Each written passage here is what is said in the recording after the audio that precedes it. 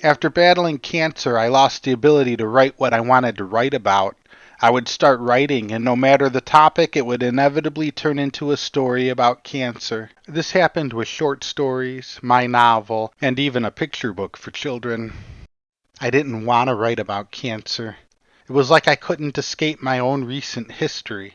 It was inevitable, and one does not overcome inevitability.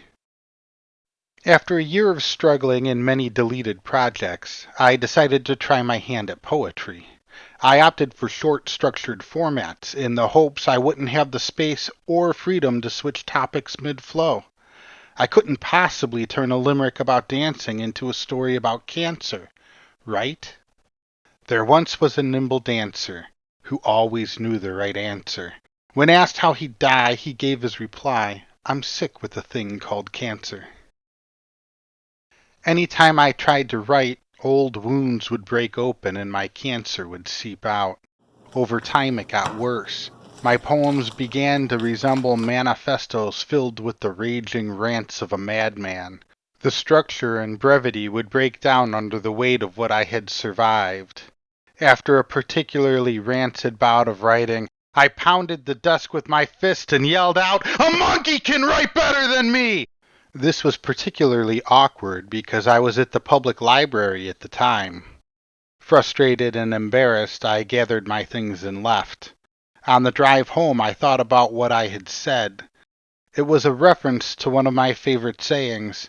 Give 1,000,000 monkeys 1,000,000 typewriters, and they'll eventually write the complete works of Shakespeare. The saying originated from the field of probabilities and statistics. It later evolved into the infinite monkey theorem, which roughly states, if you give infinite monkeys keyboards and sufficient time, they will write everything. No wonder it felt like a monkey could write better than me. Given enough time, it can. I'd never be able to be better than the infinite monkeys because they will eventually write everything, including my complete body of work. Since I couldn't beat the monkeys, I decided to join them. Plus, if I wrote as one of the infinite monkeys, I could write about everything, not just cancer. The following poems are the result of this epiphany. All the best, Dan.